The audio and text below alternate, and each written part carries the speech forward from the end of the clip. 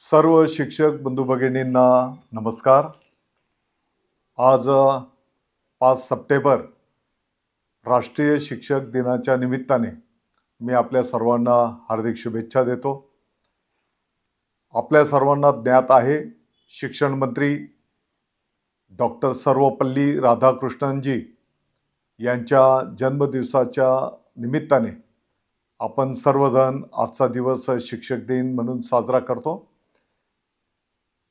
Doctor Sarvepalli राधाकृष्णनजींना आपल्या सर्वांच्या वतीने मी नम्र अभिवादन करतो। आज विशेष आनंद व अभिमान वाटतो, कारण आजचा दिवस हा शिक्षक दिवस म्हणून आपण सर्वजण साजरा करीत आहोत।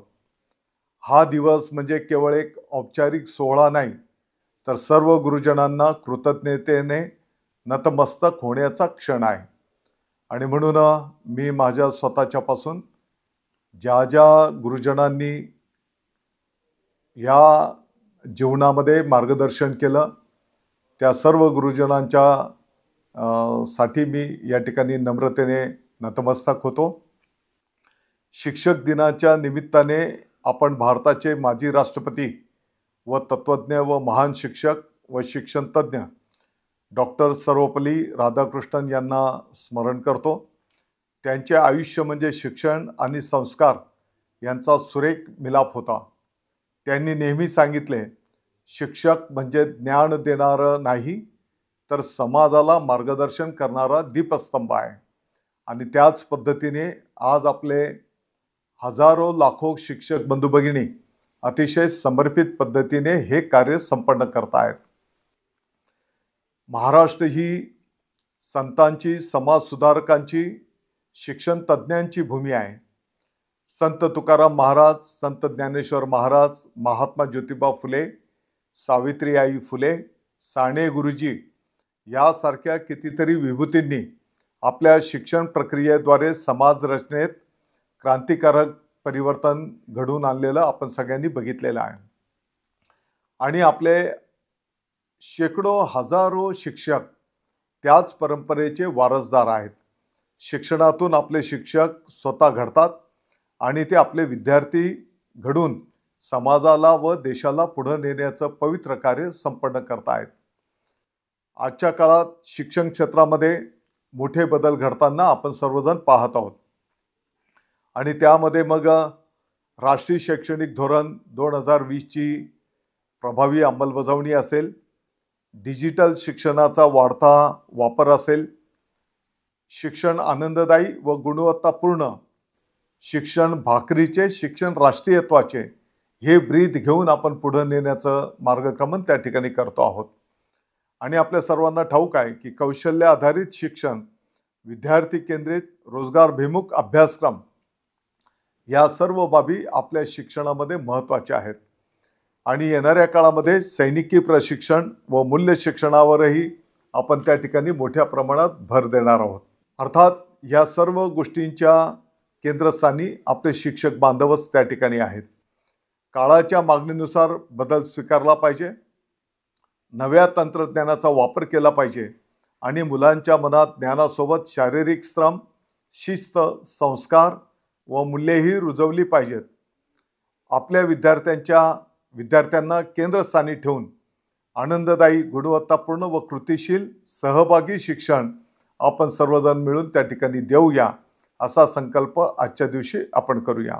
2025 मध्ये आपल्या मुंबईच्या सोनिया कपूर, नांदेडचे शेख मोहम्मद, लातूरचे डॉक्टर संदीपान जगदाळे यांना राष्ट्रीय शिक्षक पुरस्कार जाहीर झाले असून आजच त्यांचा विज्ञान भवन नवी दिल्ली येथे देशाचे महामहिम राष्ट्रपती महोदयांच्या शुभ हस्ते त्यांचा सन्मान करण्यात येत आहे।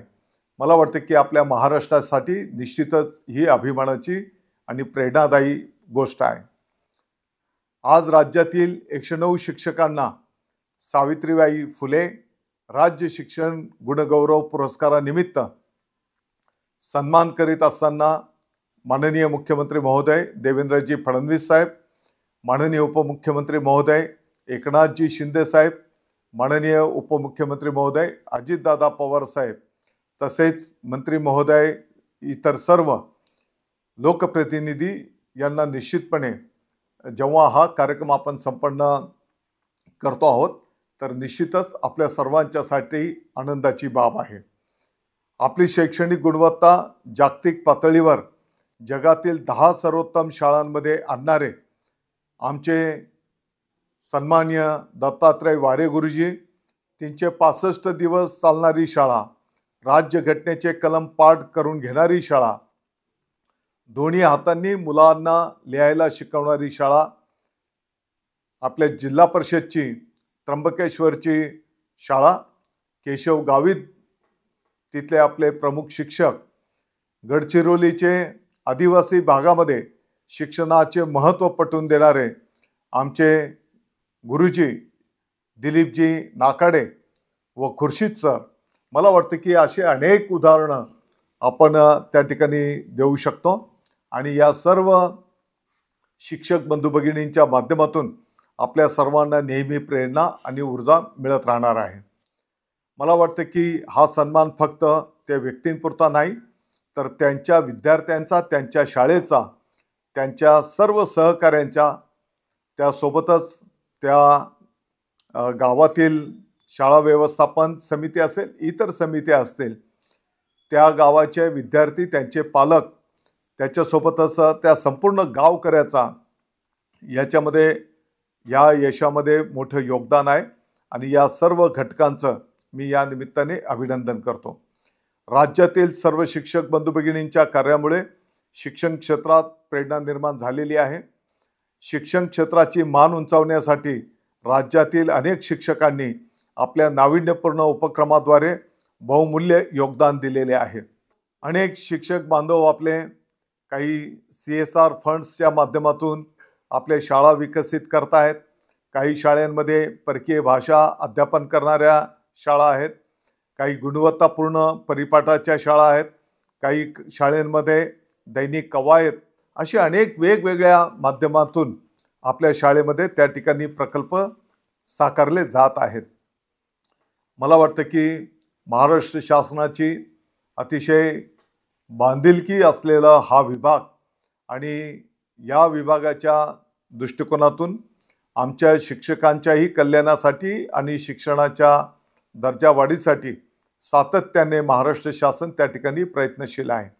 आपण बघितलं असेल पाठीमागच्या काळामध्ये छत्रपती शिवाजी महाराज यांचा इतिहास, जे आपलं दैवत आहे, सर्व माध्यमांच्या शाळेमध्ये तो सन्मानाने शिकवला गेला पाहिजे अशी मागणी आपण केंद्राकडे केली आणि केंद्रीय शिक्षण मंत्री आदरणीय धर्मेंद्रजी प्रधान साहेबांनी त्या मागणीला तत्वतः मान्यता त्या ठिकाणी दिलेली आहे. आपण बघितलं असेल राष्ट्रगीताच्या नंतर सन्मानाने गरजा महाराष्ट्र माझा हे राज्यगीत गायलं गेलं पाहिजे आणि अतिशय उत्स्फूर्तपणे सर्व माध्यमांच्या शाळेमध्ये आपण त्याची प्रभावी अंमलबजावणी करून घेतो आहोत आणि मला वाटतं की उद्याचा आपल्या भारताचा नागरिक विद्यार्थी तो घडवत असताना निश्चितच या गीताच्या माध्यमातून प्रेरणा मिळते आहे. मराठी भाषा सर्व बोर्डात सन्मानाने शिकवली जात आहे.